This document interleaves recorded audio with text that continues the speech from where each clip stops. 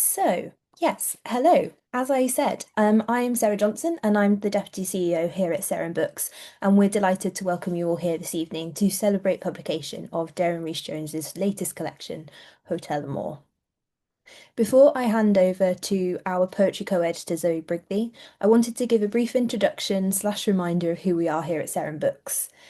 Many of you will likely know us as a poetry press, but we also publish a range of fiction and non-fiction, in particular Welsh Gothic novels and short stories, and place-based books about Wales. As is the case across the Welsh arts sector, it's been a particularly difficult time for us financially in the last few years. We're proud to have published a whole range of exceptional titles in this time and have plenty more coming in the new year.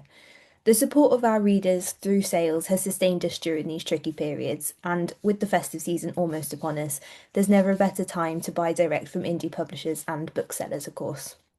So thank you again for joining us this evening, and if you haven't already got a copy of Deryn's collection, please do consider taking advantage of the offer we've got running at the moment of £10 off all orders over £30 on our website. That's it from me. Slight little sales pitch there, apologies. I'm now going to hand over to Zoe, who'll be leading the rest of the evening. Good evening, everyone. Welcome. Noswaith dda bawb. Croeso. My name is Zoe Brigley, and I'm editor of Poetry Wales and joint poetry editor with Rhian Edwards at Seren Books. Thanks so much for joining us to celebrate three remarkable writers and their new work. The event is ultimately to celebrate a new book by Deryn Rees-Jones, who is Professor of Poetry at University of Liverpool and editor of the Pavilion list at Liverpool University Press. This new book, Hôtel Amour, is genuinely remarkable, and I am so excited to share this book with you. Before we begin, I'll give a brief self-description for accessibility. I am a white woman with long fair hair, and I am sitting in front of a background which includes the wonderful cover of Hôtel Amour and the semi-famous pink luminous sign as well, which features in the book. Tonight's event will run as follows. We begin with a short film from Olivia McCannon, who sadly can't be here with us live tonight. Following that, we'll hear from Menna Elfyn for a live reading, and finally we'll turn to Deryn Rees-Jones. Hopefully we'll have time at the end for questions from the audience, so please do stay with us and have a think about any questions you'd like to ask Deryn. So I want to begin by introducing the acclaimed poet and translator, Olivia McCannon. Born on Merseyside, Olivia has lived in Paris, funnily enough, London and elsewhere, and her work carries an international reach and imaginative restlessness. Her first collection, Exactly My Own Length, won the Fenton Aldberg First Collection Prize and was shortlisted for the Seamus Heaney Centre Prize. Her new collection, The Lives of Z, from Pavilion Press, where Deryn Rees-Jones is editor, emerged from AHRC-funded doctoral research at Newcastle University. But its energy is not merely academic. The book unfolds as an inventory of poem artifacts salvaged from a speculative future. Each fragment rises like an archaeological find, its significance hovering, while life seems to grow out of data and language becomes a place of experiment and encounter. Although Olivia can't join us live tonight, and we're sending her all our best wishes, we're delighted to share the film she's made especially for this event, which Sarah is now going to play for us. Good evening to you all. I just want to say a few words in celebration of Hôtel Amour. Like many people, I seem to carry this question around with me everywhere now, perhaps also the question of poetry. What can hold this pain, horror? What form, what shape, how? When I read Hôtel Amour, what came back was an opening, generous place of being, which somehow miraculously brought me as a human into a fuller and finer capacity of feeling than I would ever be capable of alone. Reading this book rediscovered in me a faith I had lost in poetry's capacity to be honest in this sick world and yet hold on to or keep within its sights or create beauty in and among the horror. It felt momentous, although any words that are not the book itself fall entirely short. So it means a lot to be celebrating Hôtel Amour this evening, and I will be celebrating it, even though I haven't been able to be here in person as I've needed to be elsewhere. I have the book close by me. I also have Menna's book in hand, with its wonderful poems calling out inhumanity and giving back humanity. And it's deeply heartening to think of such an event taking place tonight, and of such poetry being sounded and heard. Thank you to all at Seren for making this happen. As a way of being there in spirit, I'm recording from this particular bedside and room and heart space this message and a few poems that I hope will resonate from The Lives of Zed, a book which wouldn't exist in its current form if it weren't for Deryn and her leap of faith with her Pavilion Poetry editor hat on. I'm sending all the positive energy I can to be a small part of tonight's proceedings, and I wish you all a fantastic evening.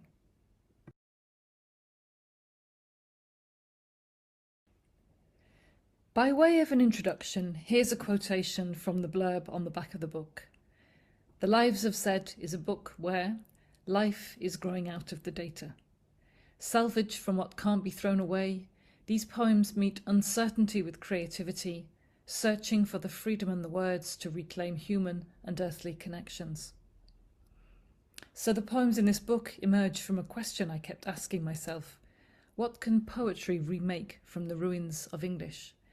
They came from a place of not understanding and of what Timothy Clark calls Anthropocene horror, knowing yourself to be trapped in systems you abhor and yet feel powerless to change. One such system is English itself, which is a ruin hiding in plain sight. I ask myself, how can I write in this language, which has been shaped by, which has reabsorbed the damage it has caused as an instrument of power, of imperialisms and extractivisms? So I started to run the experiment. Every poem in this book is a new experiment in English, in form, in facing uncertainty with creativity, in bringing focus to what is in motion, in process, and therefore harder to see in a language which likes everything tidied into boxes. The poems work with English as a living material, working with damage and toxicity, acknowledging complicity and horror, and also search for ways to make terms, to salvage and spoliate what is of use to life, to break down or resist what isn't. Finally, I will just say that the translator presence that fingerprints these poems is the regenerative multi-being I have called Zed, whose propagated pronouns, Zwe and Zwa, accommodate all kinds of interconnected presences in a single grammatical space. So you'll first hear some work in progress, a poem called Scroll, a sample of some of the sound pieces I've been making recently. This one with sound designer Glenn Kylas and montage by Laura Solari. Then you'll hear a few poems which I've just recorded straight into PowerPoint with some photos to be a kind of mood board, and so you have something to look at. Thank you so much for listening.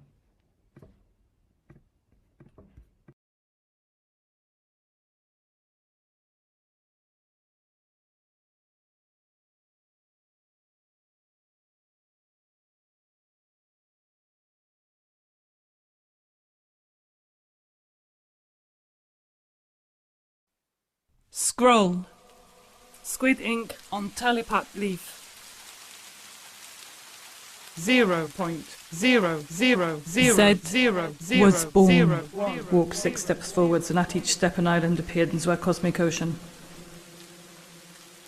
0.000 Zed laughed. So our breath was wet and warm, so our spit fell as rain and flourished the plants and trees. 0.0 Zed shook Zwahair. So swarms of insects flew out bright and loud, their carapaces shining blue and green. 0.1 Spiders shot out on dragline silk to weave from a pattern respooling and never completing. 1 0 Birds hurtled up and out, Up and out, low high, to hear and be heard, sing and be sung, to be the lungs of the sky. 1 0 0 Zed heard how the old earth longed to howl and wept along with its rocks, so blood, lava, salt flowed into lakes. 1 0 0 Zed went on five journeys, met a sick being, an old being, the bones of a being, and a being becoming. 0 1 0 0 Zed existed, infinite, in rocks, in gases, in aquifers, ferns, in dragonflies, in dying stars, in plankton.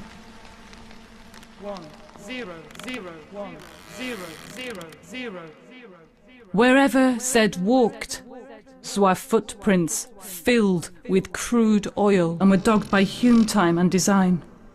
1 0 0 0 1 0 0 0 0 0 Zed's auspicious emblem is infinity, accommodating anything. Orange slice, umbrella, goldfish, daisy, snail shell, piggy bank, protest banner, lithium, sunlight, lead. 0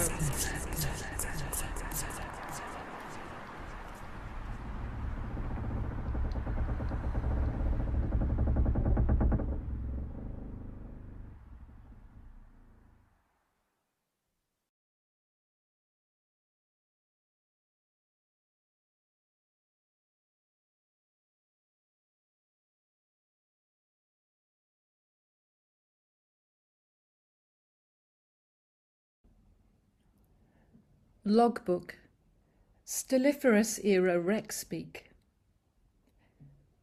The weight of the metals from the car recycling plant has passed into my lungs, and breathing is now a sinking. The fluorohydrocarbons leaking out of the fridge cemetery are debilitating my capacity for ecstasy. The overpermanence of the plastics that flip around my ankles prevents me from embracing the playfulness of wind. My present cannot love my past as beauty when the future reads it backwards into power.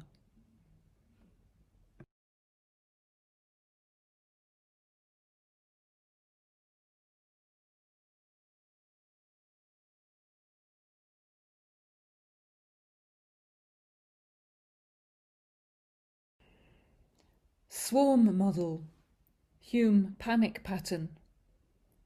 A trolley dash through what is left of the world. I must deflect the knife. How will I know if I am all right?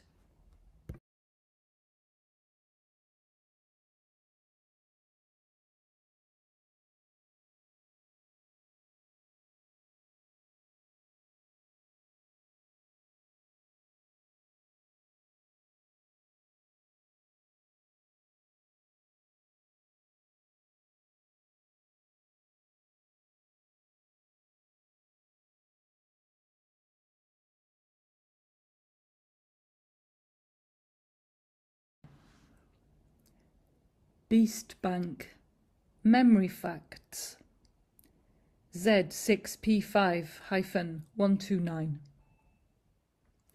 Sweet seedling, my youngling, smiling surface into relief. Sweet beloved sweetness, blossom of Zed's old heart, Zwa poor knackered crust.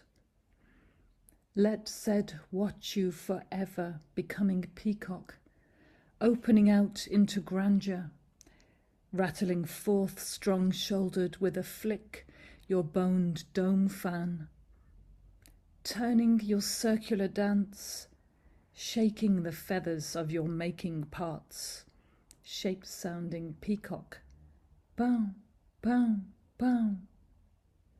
Sweetness of Zed's making earth, spoken to, speaking back.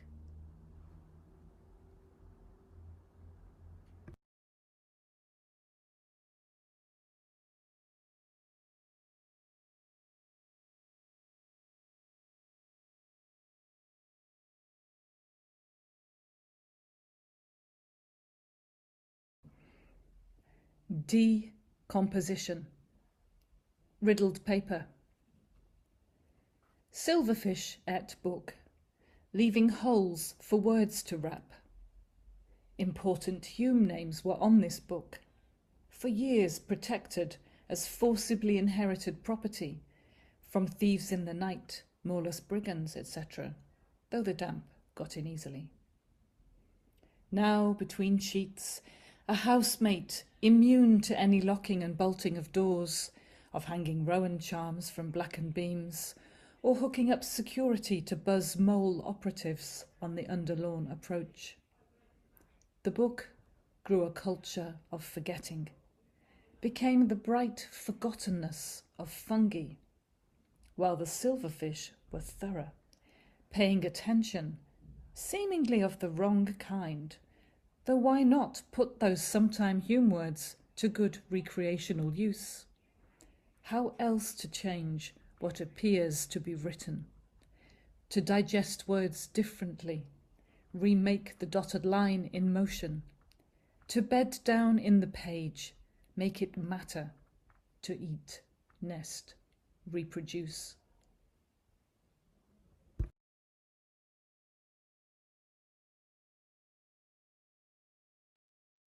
Wow. Well, that was really beautiful. So beautifully paced. And of course, we're sad that Olivia couldn't be with us tonight, but what a wonderful film. And I really enjoyed watching that.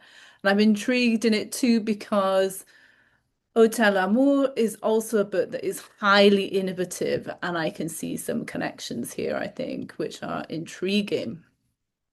But I want to uh, introduce now a live reading by Menna Elfyn, who is one of the best known and most widely translated Welsh language poets of our time. For many years, she wrote exclusively in Cymraeg, and her work has been translated by leading poets from around the world. After a lifetime of campaigning for the Welsh language, and as it is now recognised as an official language in Wales, Menna has begun describing herself as a proud bilingual while remaining rooted in Welsh as her poetic home.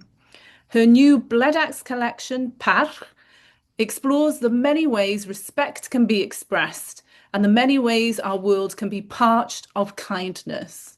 These poems give voice to those whose liberty or dignity has been undermined, confronting linguistic, cultural, and religious intolerance, the consequences of violence, and the fragile balance between justice and mercy.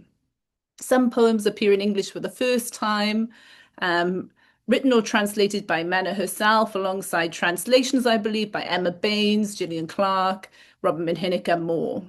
The collection follows a distinguished series of books in Cymraeg and bilingual Bloodaxe books.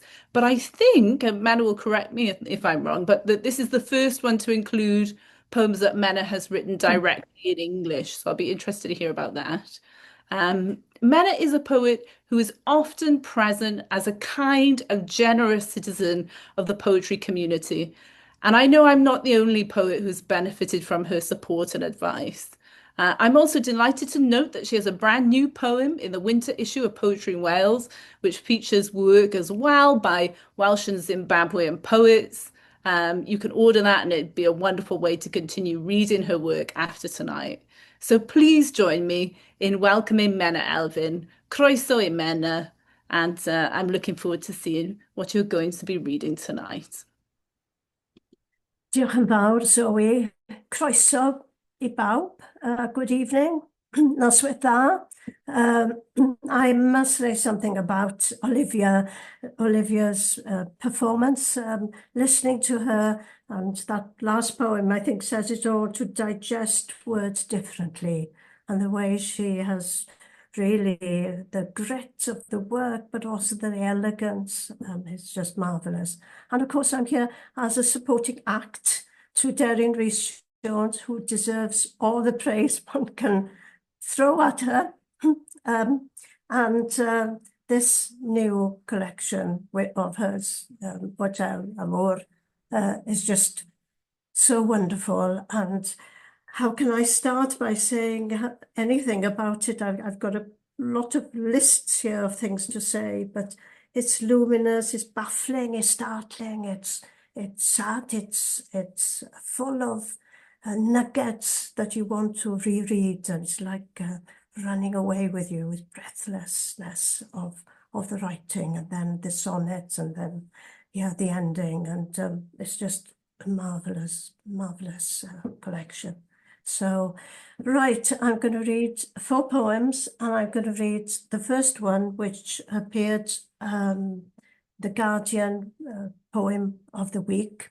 And it's about the time I spent in New York City for a whole year in 1998, working for the New York Philharmonic Orchestra, writing with a composer choral symphony, and coming out, and then suddenly there's a storm and you're all alone, being Welsh, very alone in New York City, and suddenly everybody becomes a little family huddled together, hoping the storm won't get worse. Storm in Brooklyn subway. Thistle of rain, we seek temple from tempest, litany in lightning. A mottled crowd huddled, backs to the wall, gasping for refuge. Then, in an instant, the heavens smile.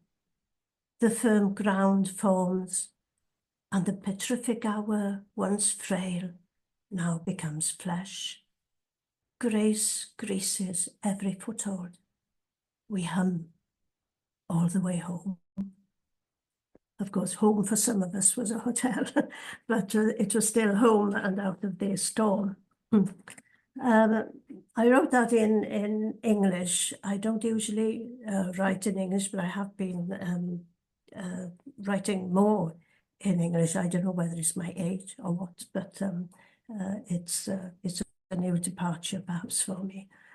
The next poem I'm going to read in Welsh and English, and it's something I wrote after my sister died 2 weeks before COVID, and we were all inside, and she wouldn't have wanted a mournful poem. She didn't want many material things. She was 8 years older than me, and whenever I'd ask her what you want for Christmas, it would be, buy me some perfume, or for birthday, a perfume will do. And so this is Wedi'r Glaw, and I read in English first so you have the sense of it. After the rain, and there is a perfume called After the Rain, by the way, or there was. After a sudden shower becomes a single tear, my eyes dry out, the storm subsides. I open a vial, her daily perfume, a dab on skin from nape to pulse, the fragrance of roses, lime, sandalwood. Ah, the sea air of Arran, Avalon's other world. A breeze from her breath, I wear it again and again.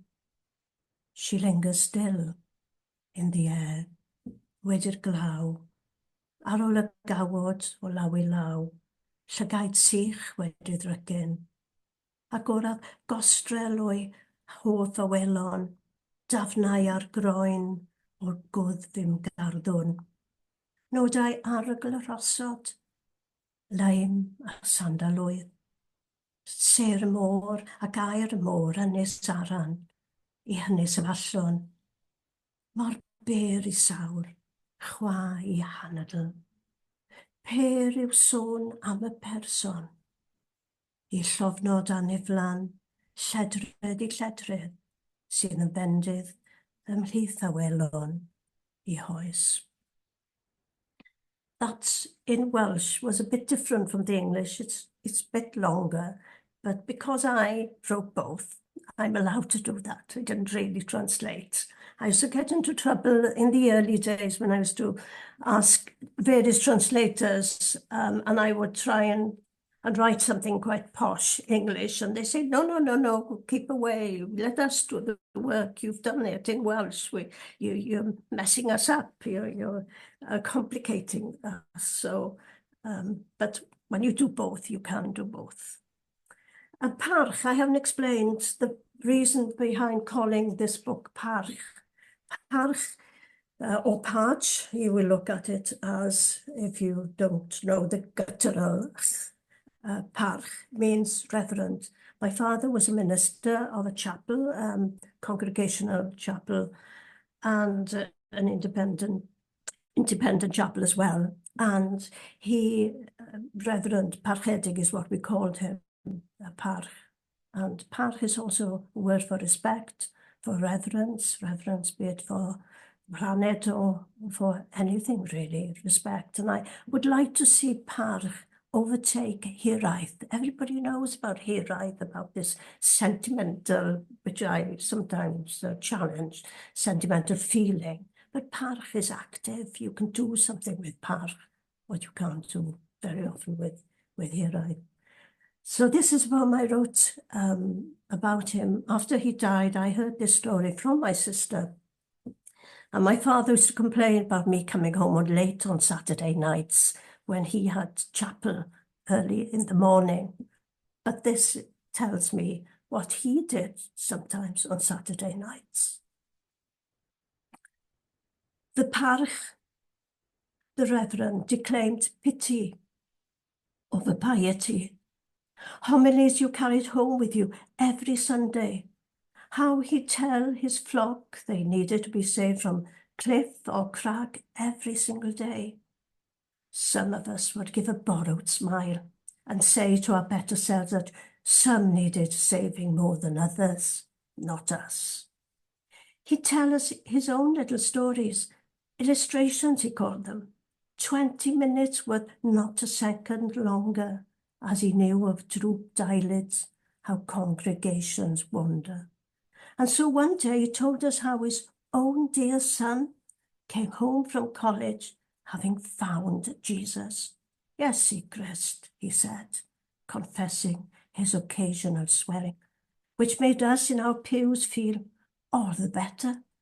If parch could sin on Sunday in the pulpit, well then, we too could be viewed as pure of heart and blessed ourselves for keeping to the light.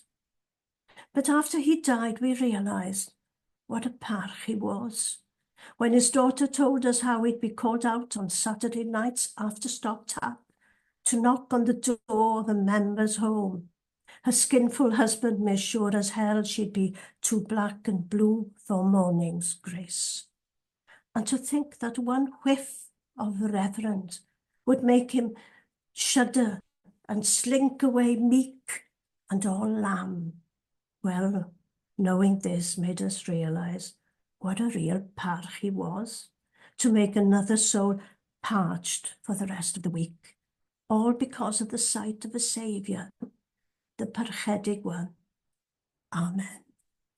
Amen. And I've started writing a silly, long poem about being 12 again, learning English and not really understanding much of English. So I'll finish with this. I was brought up in the Swansea Valley, Pontardawe, where we all spoke, they spoke Welsh and English all the time between, simultaneously, really.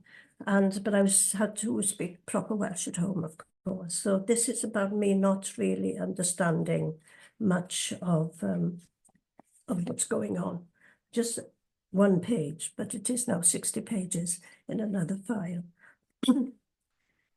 When they talked of things I knew nothing about, like strikes, I should have said my friends, their fathers worked in factories or in Margam, which I thought were strokes, as somebody in chapel was always having one of those. They looked at me wondering what I was thinking. So I said my dad was always having members striked down dead. They laughed to start with. Then I told them how he had to bury them. What? With a shovel? No, he just does this praying business. Then I said about the box in his study, like a little tea set with glass cups, and how he gives them wine on their way to heaven.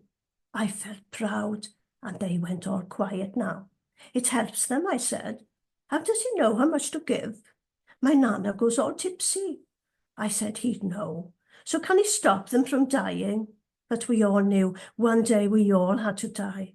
Hell, one said, and we felt the fire. So then one asked, does your dad know who goes where before they get the wine? Said I'd ask. Blood. What I didn't like about Bible talk was too much blood.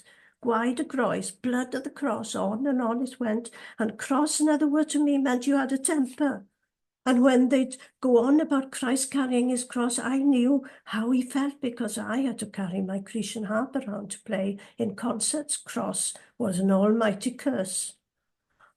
Ah, and blood. Being a girl, I realised I had to deal with blood other than Christ when it came gushing down. I heard a phrase, you own it. Silly, of course it's nobody else's. When blood ran down my legs, I knew my dad was wrong about constipation. I needed pads.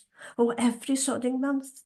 No one taught babies then, only pads. In school, notebooks were also pads. And when a teacher'd say, take out your pads, we giggled at the thought of taking them out of our knickers and slapping them on the desks. Some sight to be seen, like a red rag to a bull. I told everybody it wasn't periods we had, but stigmatas. They loved the word better than the Welsh.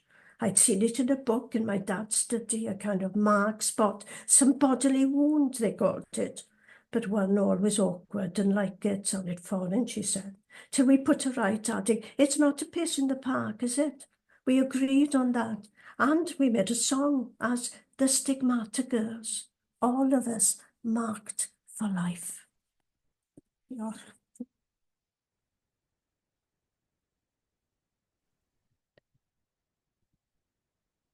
Diolch o galon, Menna. What a wonderful poem, and all of the poems so powerful and vivid, and almost like, characters sprung from the page. Wonderful, wonderful reading. Thank you so much.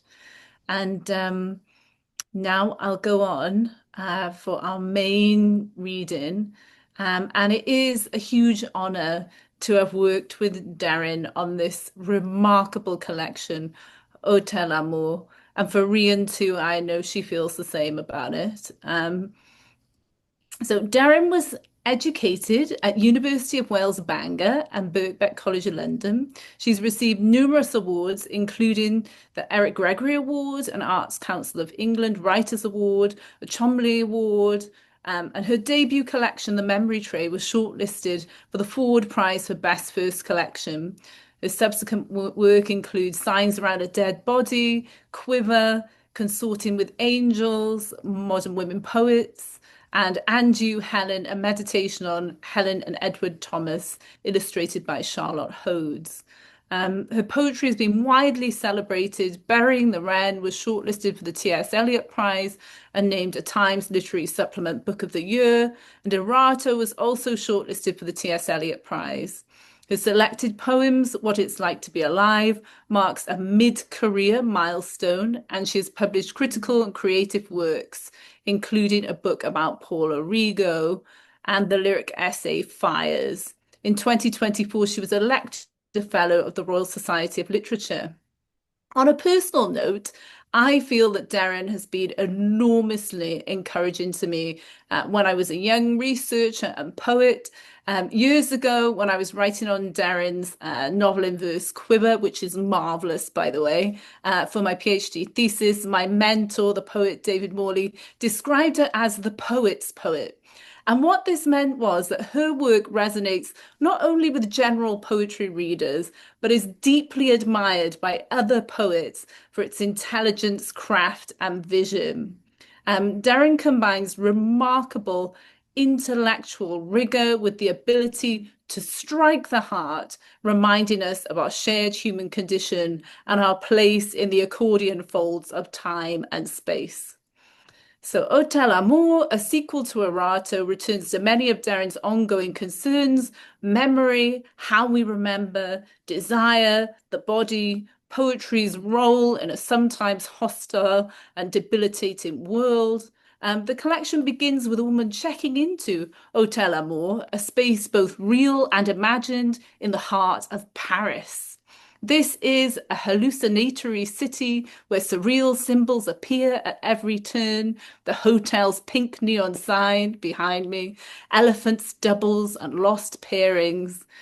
Playful and moving by turns, the collection experiments with form and structure. It's highly innovative, creating a multi-layered meditation on illness, love, and time. Its vivid and surprising imagery invites us into a world that is both fantastical and deeply human, a world in which we're asked to listen, reflect, and explore our own capacity for transformation and hope. So, with that introduction, please join me in welcoming Deryn Rees-Jones. Moved. Diolch, Zoe and Menna and Olivia and Seren and Rianne. It's really, really special to be with you in this combination this evening. And hello to all the people, some of whom I haven't seen for many years. They're in the chat. Hôtel Amour is a full-length poem in pieces. It's full of brokenness, but also, I hope, full of breath and air and light. I'm going to read straight through. And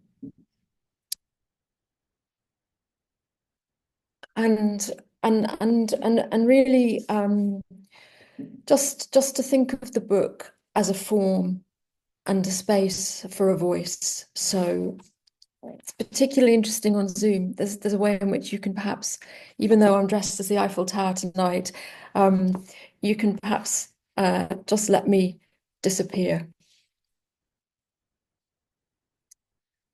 Hôtel Amour. It was time.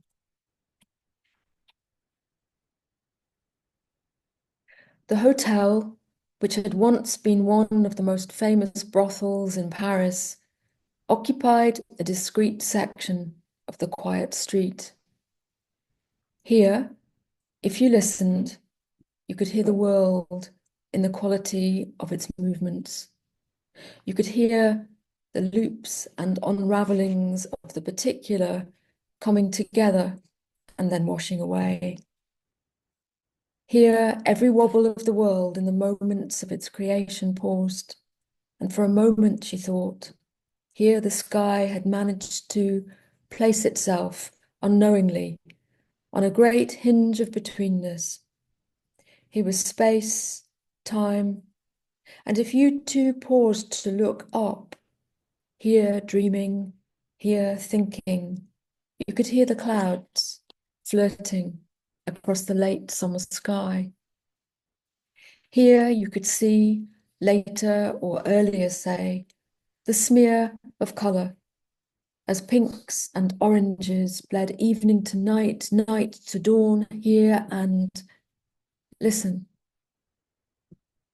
In the nearby cafes, the rustle of pages turning in books and newspapers had become amplified. Even the wing flaps of birds, of eyelids opening and closing at the start and end of the day, telescoped their sounds into new meaning. Words lifted themselves into the air, as if they too were birds, wings, leaf flutterings. Shh. The sign outside the hotel, up in the 9th, was made from pink neon. In the boldest letters, it spelled out Amour. She had booked the room the previous week, imagining how it would feel at that pinprick moment in the future when the afternoon darkened and she found herself sitting beside the window, watching the sign bleed its pink light into the room. Amour. Bleed spill fluorescent here, elsewhere, perhaps a little hum. She liked to imagine. She liked to imagine the couples who had been there before her, the temporary residents, ghosting and overwriting themselves in captions of feeling, the tenderness, the moments of indulgence, joy, boredom, vulnerability. Here too was a history of sabotage, harm, violence, fear, all working its way into the fabric of the building, gnawing, biting, sucking, swallowing, settling, and edging in at the door, the window. Desire. She flicked at the thought, stretchy, powdery, twitching, alive, between her fingers.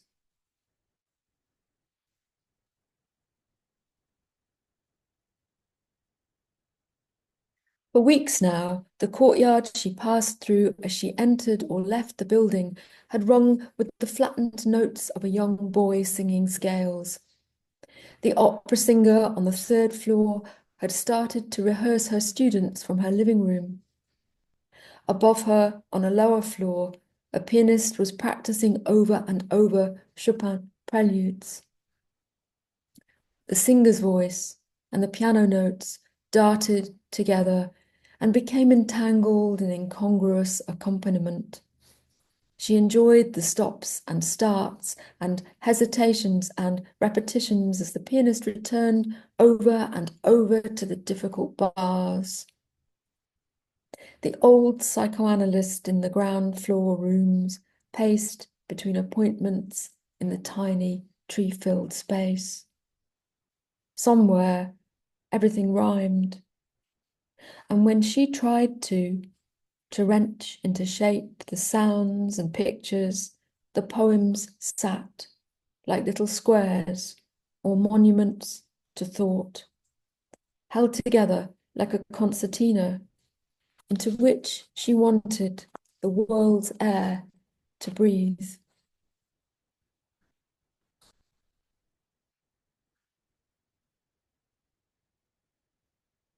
All around her, Paris glimmered and wobbled in its own light and auras.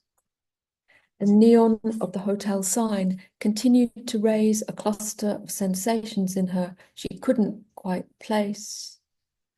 Amour, like a murmur. She nodded to the woman at the hotel desk, who, smiling, handed her the key and wished her a pleasant evening. The room's lights had been left on, and it was softly glowing. It made her want to somehow join the light, to strike matches, light, candles.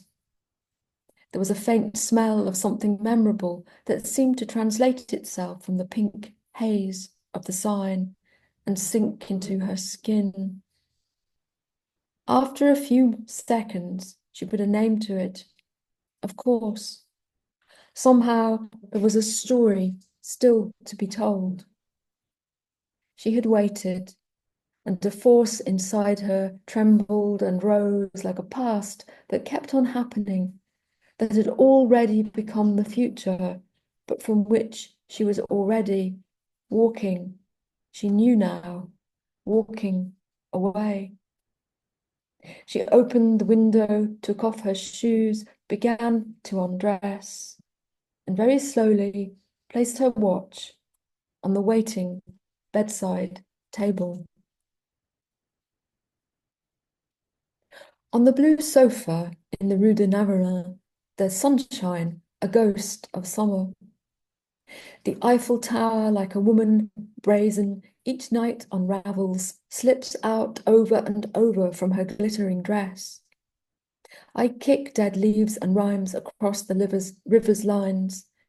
The digital world continues its insistent and galaxial glow.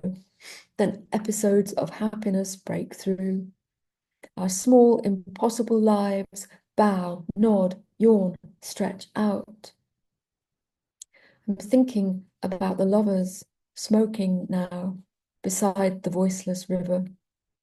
There's grief in everything, and suddenly you. As bedfellows, I think we're filled with terror, but I like the way words stray to you, your finger light against my nipple.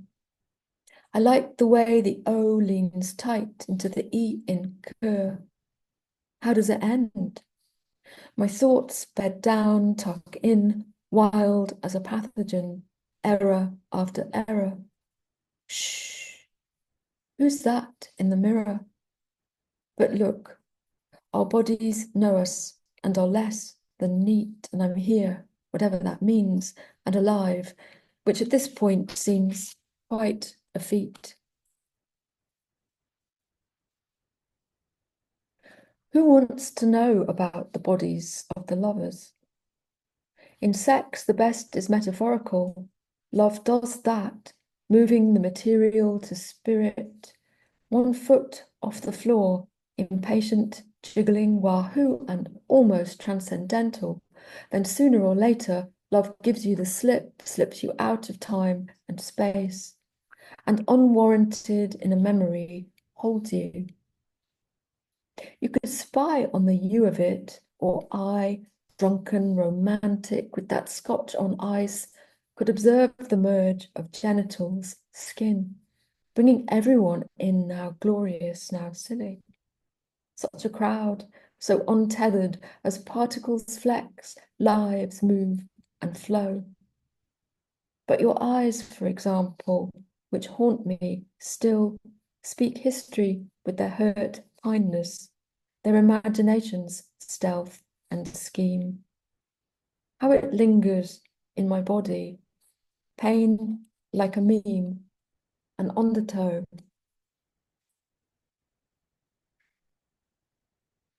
Darling, what night did we not sleep through storms together, when thunder was like bins rolled out by kindly neighbours, mundane debris of the world on forecourts, in turn put out by hour on misery. Eros, roses, roars. As lightning forked and shimmered, as we stood under its bright chancery, my chin edged to your shoulder, finger looped in your cool finger, separate, still by the blinded window. Look, the great elm, the cherry. In the mind's eye, we're alive, still, blasted like blossom, aching, spidered into ribs in fractured glass. And what night did language not stop us, send us to each other's arms, even at a distance, even apart? Think again of that thunder, that breaking sky. Think of a number, a psalm, a future, a quiet place. Pick a card, any card. Accept the unyielding way the world has of offering us each other. Think of us that last time, lost to each other's disgrace. Over and over, like an analysis. What I like best in a poet, or rather the poem, by which I mean, of course, the poet, is an ability to lose the self. You, over and over, neither one thing nor another. A voice, working, seeding, speeding, settling and unsettling, playing through. Not even an imagined world or other, but the chords, let's say, of the self elsewhere. So here we are, like an orchestration with no orchestra, no self without an other, others, perverse perhaps, illegible. Ah, that's the part of me I miss. Me doing unspeakable things beside the blue clean river. You doing unspeakable things with me beside the glassy river. And I like for now that they're unspoken, never the same. There, not there, over and over. And now I've somehow, how I don't know, paralysis of missing selves, cells in the torn world, fallen for and into this, and lost myself in losing you.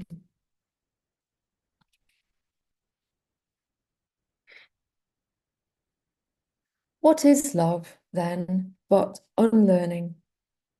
The shivers, tremors, small specks we are, shifting on the shifting stage.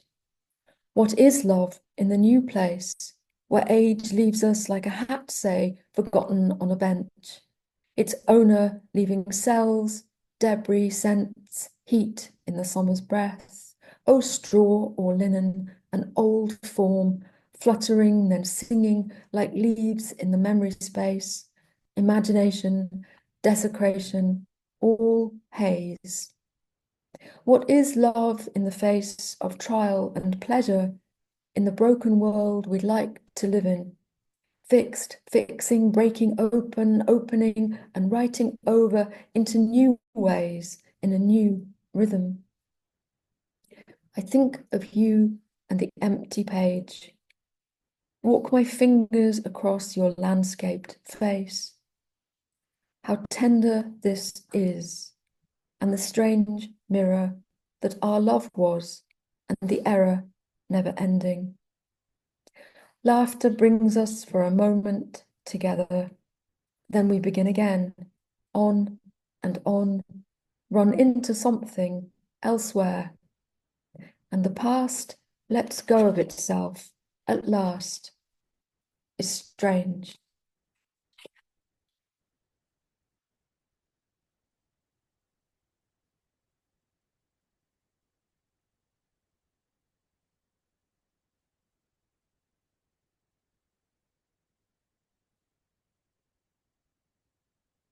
When I woke, there was an emergency. We stood listening to the sirens, and your whole face pulsed, and we were still, so still. When I woke, there was sunlight, small patches of light pushing through the faded bedroom curtains. My body rested there on cotton sheets. When I woke, the room was bare, windowless, and my body broke open, dust motes, cells. I had almost disappeared. When I woke, I looked up at the ceiling and watched light slowly enter in. We were too scared to be afraid. It was a revelation. The small room papered in repeating rosebud patterns. The small room empty, dirty, the strip of lawn outside, the pigeons and their sounds like wood blown up against my mouth, the wind. I had stepped into another time. A small flower quivered on a ledge. A bird sang from the meadow, little sharp-beaked brown bird, throat open, wise bird, jazz riff, cello start, sad techno harder heart, self-broken, broken part, half noun verb start, bird till death and dearest part, quickening and shard part, splintering and feather voice, box lung, thrust voice, high strutter, sky grazer, floor grazer, leaf layer, gallant player, lust song. Here we are alone together. Departure, delay. Someone was speaking, and from somewhere a voice found itself and lifted itself into song.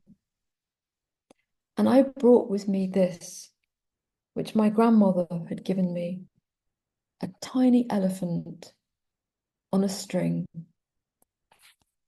Thank you.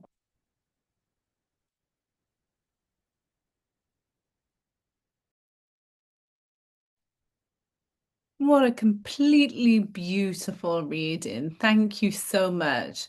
I really enjoyed that. And it's so wonderful, I know, for Rian as well, to hear this read out loud and just to have it in your voice is wonderful. I have some questions that I'd like to ask Deryn, and perhaps Menna as well. But if you have any questions that you would like to ask, please put them in the chat. And I'll just give you a moment to think about that while I ask a few questions myself. And Deryn, perhaps you tell us, first of all, about your relationship with Paris and why you ended up writing a book set in the city. It's complicated, of course. I guess Paris is the city that sort of carries a sense of a narrative for me because I've been going for, I guess, since I was 15, so 50 plus years, 40 plus years, not that old yet. And I think it's a place which has sort of translated a sense of my own Welshness because it was a sense of having to step into another language. And I think it was the point at which I started to realize, because I was doing French at school, I wasn't doing Welsh at school, that I could exist elsewhere, that I could exist in language in a different way, and that I could know the world and myself differently. And I suppose these successive visits have meant that I have a whole history of myself in fragments across that period of time in relation to the city. And it's a very lyrical city. It feels like a very female city to me as a space. And it's also a history with it's a city with a lot of history. So when I was living there for a few months, after I'd been very poorly with COVID, and I was learning to be in the world again. I was learning to walk again a bit more. I was really finding my way. I was in the Marais, and the Marais is a part of Paris that is full of history. It's full of signs and memories of the occupation and of tributes to people who have died, to the children who were taken away from schools. So there was a sense that I was really immersed in a period of time which Erato had really explored for me, that sort of sense of post 1945. Where were we? What do we do in that period, which was really important to me growing up as well. Yeah, probably that's a lot about why I like Paris. It's a great answer. And I wonder about bringing Menna into this as well, especially that idea of stepping into other languages. And I wonder if that's something Menna is interested in, because I see you too having, certain kinds of sympathies around language. So it's quite interesting to explore the overlap there. So I wonder if Menna had any thoughts on that idea of stepping into languages, because Menna's bilingual already, but Well, also widely translated, of course, into other languages as well. well, can I just say about, the Welsh and French aspect? Mm, Um, it's strange that Deryn said that she took French in school in the 60s when I was. You had to make a choice between Welsh or French.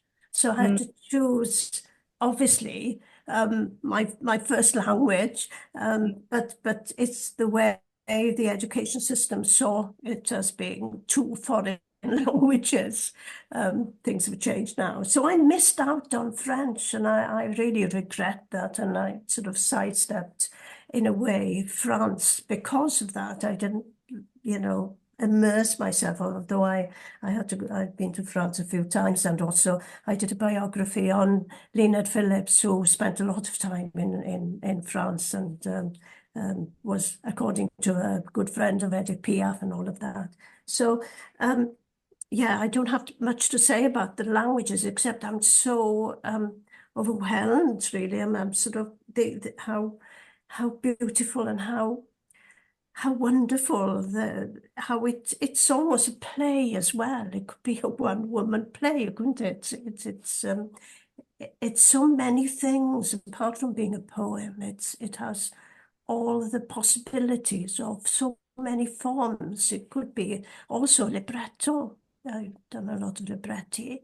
You can almost see, someone on stage, and you've got it's. And it could be a film. So they mm. are throwing it all out to you, Deryn. Come on, send it away to some agent somewhere who will take it up, because I do think it's such powerful work that it deserves. Wonder what the Seren has published it, of course, but Mm. I think it deserves another life again. And perhaps it's worth you thinking along those lines, because it is tremendous work, and can't praise it enough. There's no questions really, except how many drafts, because it feels so together and yet it's fragmentary in its, as it has to be. I'm interested in the process, that how many drafts you did. So it did take a long time, and it did Yeah. involve a lot of thinking across a very broad canvas, and visualizing what I was doing. So there are so many repetitions between the two wings of each side of the book, but they're also quite carefully sewn back into errato. So I'm picking up and recycling as I go. Um, and that's something that I really learned from spending a lot of time with the work of Paula Rego. She's an artist who will give you an image and then she will retranslate it and reinvent it as she goes. So spending that intensive period writing a book on her really helped me to think about that, actually, that you could have something and that you could move it or you could let it shimmer in a way because of the way it was situated. But there's a lot of other poets sewn into the book as well. So I wanted to write about loss of loves rather than love. Obviously, there's still a sense there's an elegy to my lost husband, but to former partners.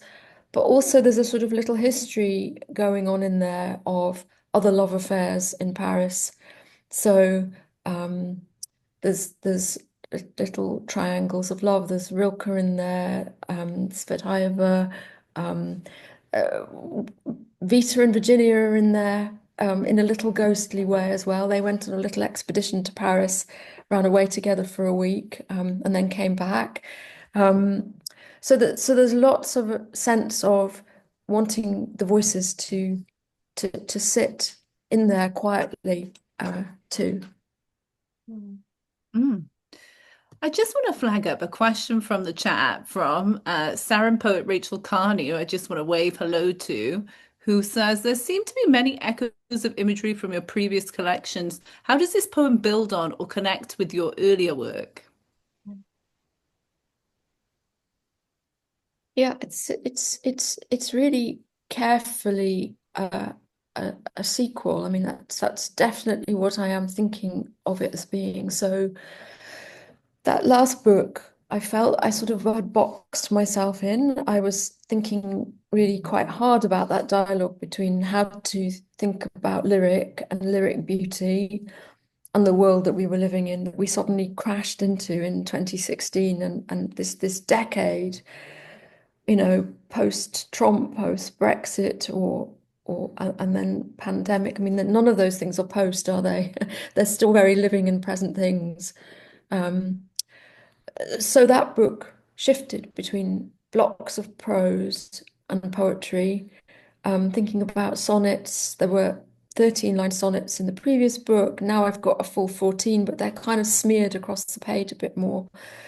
They're reaching for something, but I wanted to be some sense of resolution. I wanted to get to the 14 lines that we hadn't quite got in the previous book. There were 14 sections of prose in the previous book, but I wanted to break that up a bit differently so that we've got these two wings and this sort of central heart. That's how I started to think about it as I was assembling it, because the questions I was asking really needed to feel like they had a form and that I needed some kind of rule to contain things that felt very slippy or unsayable or like they needed to be said slightly differently from the way I'd thought about them before. So it really is a working through of that past book, I think, and now it's ended. So I can stop and write lyric poetry again. It's kind of how I feel. Like I've got myself to that place. I'm allowed to do it again. Mm. And I was thinking as well about the form of it, because one thing that the audience haven't seen tonight is how it looks on the page. And I highly recommend studying that closely, because you did have this idea of like this very innovative form, which is almost like patterns on the page. Like we talked about the accordion as a kind of metaphor. And I wondered, what do you think inspired you to do something which was quite radically different to some of the things you've done in the previous books? And what was the kind of inspiration for that, do you think? Were there other writers, or was it an idea that came to you?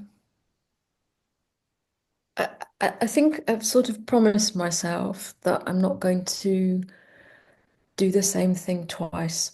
Mm. But I am interested in narrative and I am interested in the way poetry can hold narrative. I think there is often a movement when you're a poet to want to write a novel, that you get to a certain point in your career where you feel that the novel can hold something differently from a poem.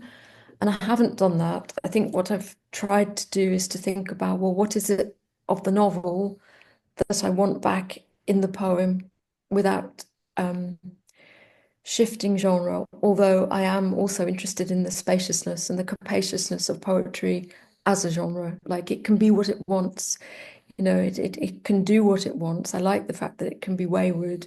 And I think there are probably poets that I'm reading who are experimenting with those forms that I look to really. Because every poet offers you a new way forward, and it's just a sense of thinking where you might settle in relation to that. And I guess you do it and see what happens. Mm. Yeah, I love that. And I love the innovation. I really, really do. We were talking about um translating it into film, and you are actually making a film related to this. So I wondered if you wanted to say something about that.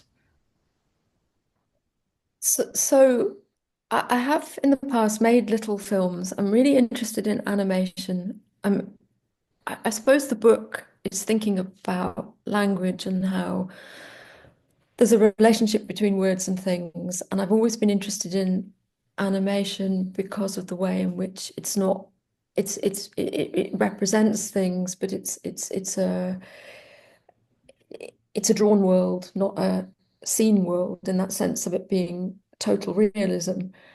And I think we're all very film savvy. We watch a lot of films. We're very visually smart, aren't we now?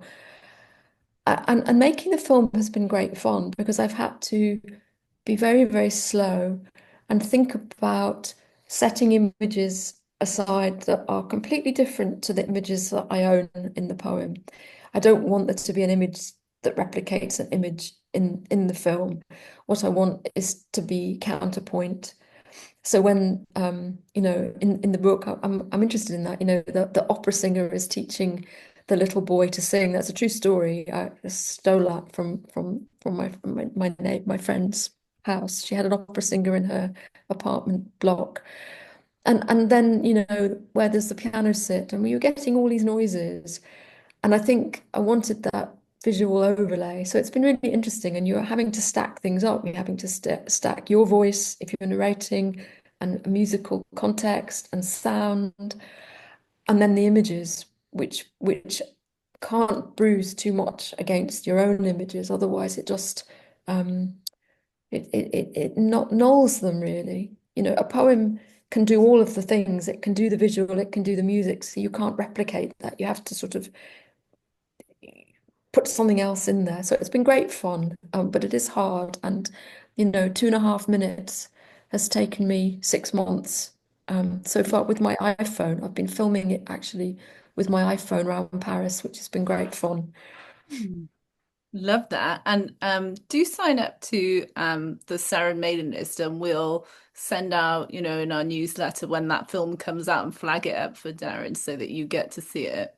Maybe a final question is, one of the things that I've always admired, like highly admired about your work, is its depth and complexity in terms of intertextuality, the way it has kind of so many links to other texts, whether that's not just other poets, but to, like you were saying, we're very film savvy, to movies, to novels, to all kinds of things. And I just wanted to ask you, because I'm curious about it, how does your mind work with that? Do you sort of weave them in, or is it just part of the way you write as a poet? Is that sense of like chime in with things that have been written before? I'm really fascinated by it.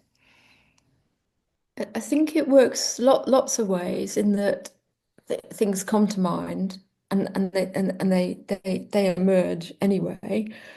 But then I do bury them in. Like I keep using this word kind of sewing in, but it is a sense in which once I've got that broad image, I'm then thinking, okay, what do I need? So there's bits of Wordsworth in there. There's Spenser was weirdly important to me, and his Amoretti, all of those sonnets to his wife that are set against kind of psalm readings, so that he's marking time as he's composing sonnet after sonnet after sonnet, and there's lots of them.